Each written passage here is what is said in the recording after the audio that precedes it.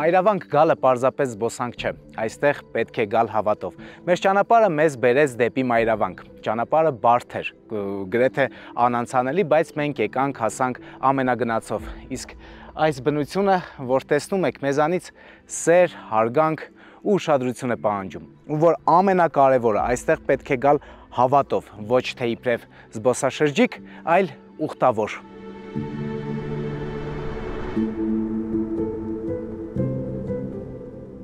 Կոտայքի լեռների մեջ, լռության մեջ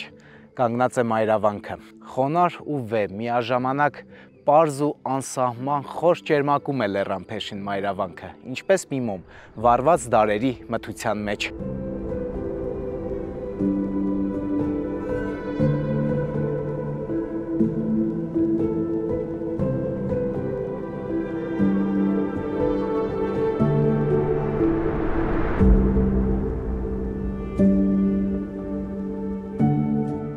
Հավատքը որպես լույս ապրում է այս պատերի ներսում, իսկ հավատքով տոգորված մարդը այլ աչքերով է նայում բնությանը, կյանքին ու իր սեփական անցյալին ու ապագային։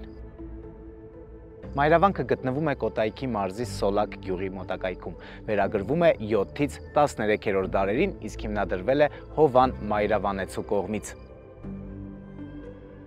Մայրավանքը հիմնադրվել է 7-րդ դարում, բայց գլխավոր եկեղեցին, Սուրբ Աստվածածին եկեղեցին հիմնադրվել է 13-րդ դարում։ Հովան Մայրավանեցին այն եզակի քահանաներից է եղել, ով ընդդիմացել է Եզր կաթողիկոսին, ով ուզում էր Հայաստանում ընդունել միակամություն, սակայն այն չի արմատավորվել, որովհետև ընդունվում էր որպես քաղկեդոնականություն։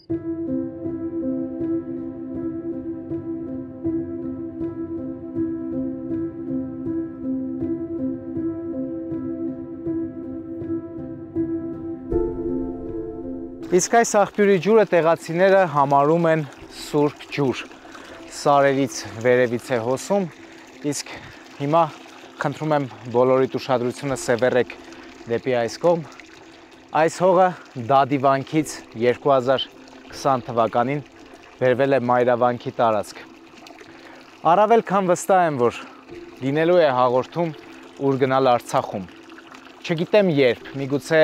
100 կամ 50-200 տարի հետո, բայց հաստատ լինելու է։ Հիմա մենք Արցախ այցելել չենք կարող, բայց մեր սերունդները հաստատ ունենալու են նմանատիպ հաղորդում Արցախում, քանզի Արցախը միշտ մերն է։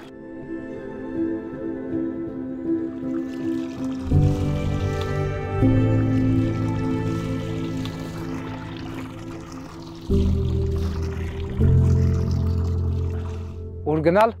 Մայրավանք, ներքին խաղաղության ու Աստծուն շնորհակալ լինելու համար։